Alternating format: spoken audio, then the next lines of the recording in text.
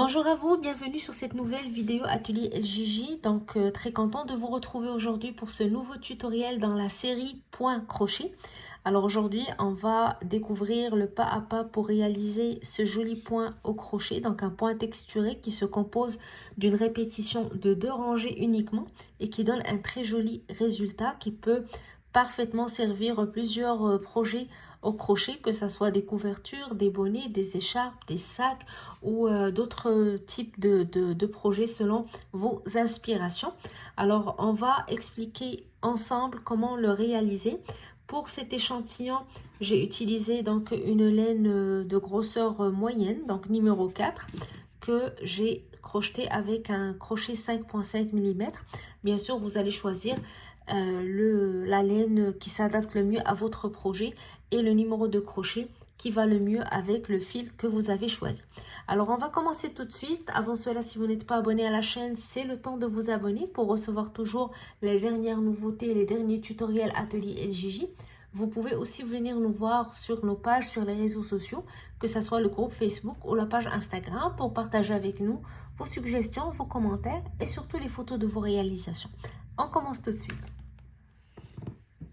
Alors, je vais commencer par faire ma boucle de départ.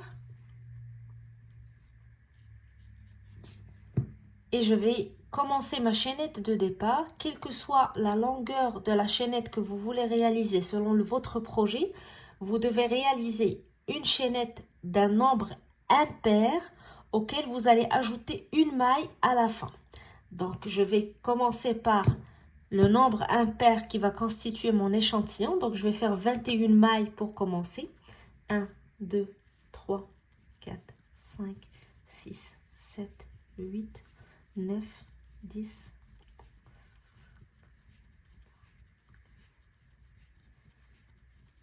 19, 20, 21. Alors, quel que soit le projet que vous travaillez, vous commencez toujours par réaliser la chaînette d'un nombre impair. Une fois que vous atteignez le nombre de centimètres ou la longueur voulue, vous ajoutez une maille à la fin. Alors, cette maille ne compte pas dans le nombre de mailles qu'on a réalisé. C'est une maille qu'on réalise à la fin, une fois que notre chaînette atteint le nombre de centimètres ou la longueur voulue. C'est une maille qu'on réalise pour la hauteur de la rangée suivante. Donc, c'est comme si on faisait une maille en l'air avant de commencer à travailler la rangée suivante. Alors, je vais laisser la première ou la dernière maille que j'ai réalisée et je vais aller à la maille suivante. Je vais piquer, je vais faire une maille serrée. Maille suivante, je pique, je fais une maille serrée. Je pique, je fais une maille serrée. Et je continue jusqu'à la dernière maille de ma chaînette. Alors, si vous voulez être sûr que vous avez bien compté vos mailles au départ, une fois que vous terminez cette rangée de mailles serrées, vous comptez vos mailles. Normalement, vous devez avoir le même nombre impair que vous avez choisi pour votre chaînette. Alors moi, j'avais réalisé un nombre impair de 21 mailles. Je dois retrouver 21 mailles serrées à la fin. Comme quoi, la maille que j'ai ajoutée à la fin ne compte pas. C'est juste la maille qui m'a permis de commencer la hauteur de ma rangée suivante pour commencer mes mailles serrées. Alors, normalement, si je compte mes mailles serrées, je dois retrouver 21 mailles. Alors, 1, 2, 3, 19, 20, 21. Je retrouve toujours le même nombre impair qui a constitué ma chaînette de départ. Pour la rangée suivante, je vais commencer par une maille en l'air. La maille en l'air ne compte jamais pour une première maille, donc c'est une maille de hauteur. Je vais tourner mon travail et dans la première maille de ma rangée, je vais faire une maille serrée.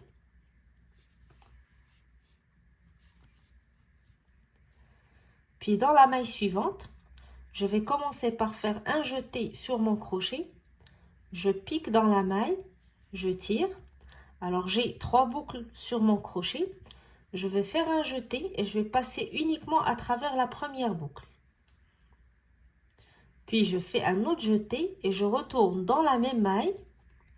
Je pique, je tire et j'aurai normalement 5 boucles sur mon crochet. 1, 2, 3, 4, 5. Je fais un jeté et je passe à travers les 5 boucles. Dans la maille suivante, je fais une maille serrée. Dans la maille d'après, je reprends le même motif que la maille d'avant.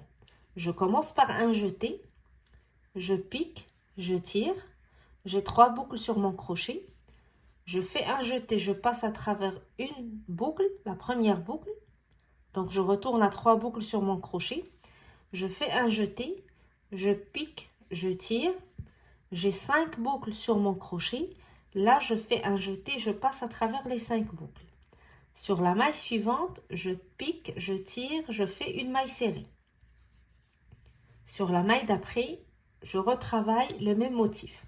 Jeté, je pique, je tire, jeté, je passe à travers une seule boucle, un autre jeté, je retourne dans la même maille, je pique, je tire, jeté, je passe à travers les 5 boucles. Sur la maille suivante, je fais une maille serrée. Sur la maille d'après, je reprends. Jeté, je pique, je tire, jeté, je passe à travers une seule boucle. Jeté, je pique, je tire, jeté, je passe à travers les 5 boucles. Puis une maille serrée sur la maille suivante. Et je vais continuer à travailler cette rangée en alternant à chaque fois. Donc une maille serrée, le motif que je viens de travailler avec jeté, je pique, je tire, je passe à travers une seule boucle. Puis je fais un autre jeté, je pique, je tire et je tire mon crochet à travers les 5 boucles. Puis dans la maille suivante, une maille serrée. Donc maille serrée, motif, maille serrée, motif, maille serrée, motif jusqu'à la fin de ma rangée. Je vais continuer à travailler cette rangée. Je vous retrouve une fois arrivé à la fin. Alors j'arrive à la fin de ma rangée. Donc je suis sur les 2 dernières mailles. Ici j'ai fait une maille serrée juste avant. Donc la maille suivante, je vais travailler mon motif.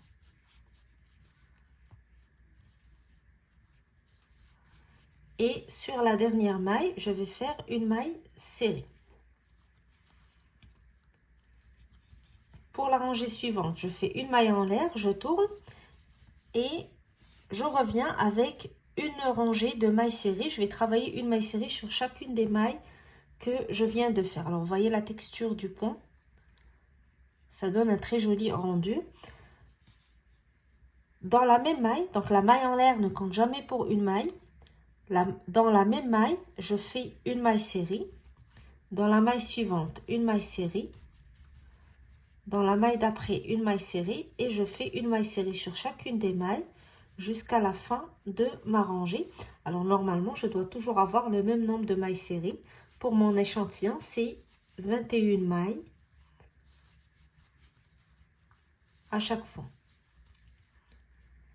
Et pendant maintenant tout le travail, ça va être simplement une répétition de ces 2 rangées qu'on vient d'expliquer.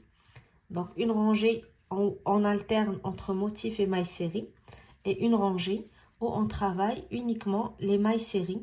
Donc une maille serrée sur chacune des mailles de la rangée précédente, que ce soit les mailles serrées ou les motifs. Donc une maille serrée sur le motif, une maille serrée sur l'autre maille serrée, jusqu'à ce qu'on arrive à la fin de notre rangée. Donc sur la dernière maille serrée de la rangée précédente, je fais une maille serrée. Alors maintenant, je reprends la rangée du motif. Comme j'ai dit, c'est une répétition des 2 rangées. Donc je monte avec une maille en l'air pour la hauteur. Je tourne. Dans la même maille, je fais une maille serrée. Dans la maille suivante, je travaille mon motif. Donc je fais un jeté. Je pique dans la maille, je tire, jeté, je passe à travers une seule boucle. Jeté, je retourne dans la même maille, je pique, je tire, jeté, je passe à travers les 5 boucles. Maille suivante, je fais une maille serrée. Maille d'après, je travaille mon motif. Maille suivante, une maille serrée. Maille d'après, je travaille mon motif.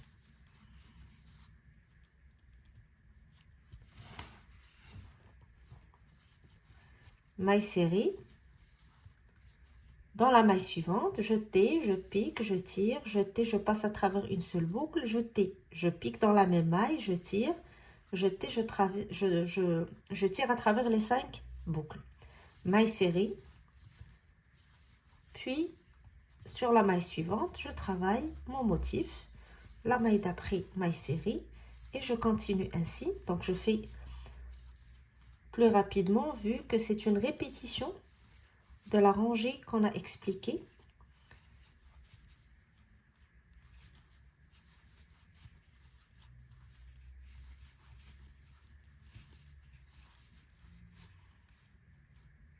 Je tais, je pique dans la même place, je passe à travers 5 boucles, maille serrée. Je tais, je pique, je tire, je tais, je passe à travers une boucle, je tais, je retourne dans la même place, je tire, je tais, je passe à travers 5 boucles.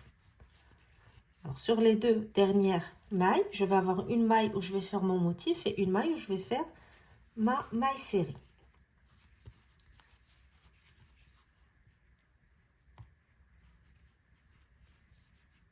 Maille serrée à la fin de la rangée. Une fois terminé, je monte avec une maille en l'air, je tourne. Dans la même maille, je commence la première maille serrée de cette rangée et je vais faire une maille serrée sur chacune des mailles, que ce soit le motif ou la maille serrée de la rangée précédente.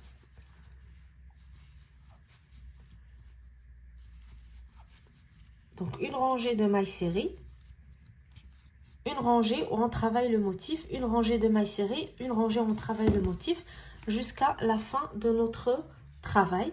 Donc tout simple, un point tout simple à réaliser mais qui donne un joli rendu. Donc c'est un point avec une belle texture qui peut être utilisé pour plusieurs projets de crochet. Alors ce que je vais faire, je vais avancer un petit peu avec mon échantillon. Je vais faire plusieurs autres rangées afin que vous puissiez voir le rendu final et voir le point sur plusieurs rangées pour vous donner une idée sur son rendu. Alors je continue et je vous retrouve juste après. Alors voici le résultat final de notre travail. La répétition des 2 rangées qu'on a expliquées nous permet d'avoir un très joli point avec une très belle texture. Donc un point qui peut parfaitement être utilisé pour réaliser des sacs, des écharpes, des bonnets, des couvertures aussi. Donc il suffit juste de choisir la laine adaptée à votre projet et le numéro de crochet qui s'adapte le mieux à votre laine. Et le résultat va être très beau comme vous voyez. Alors j'espère que le point vous a plu, que ça vous permet ou ça vous inspire pour vos futurs projets en crochet. En tout cas, si vous utilisez ce point pour l'un de vos projets et si vous désirez le partager avec nous, vous pouvez toujours le faire sur le groupe Facebook Création Atelier LJJ ou sur notre page Instagram. Et surtout, si vous n'êtes pas abonné à la chaîne, n'oubliez pas de vous abonner, ça vous permet de recevoir les derniers tutoriels dès qu'ils sont mis en ligne. Et faites un petit tour sur les vidéos déjà en ligne, vous trouverez sûrement des projets qui vont vous inspirer. Alors moi je vous donne un rendez-vous très bientôt sur Atelier LJJ pour un autre tutoriel. Je vous souhaite un bon crochet et je vous dis à bientôt.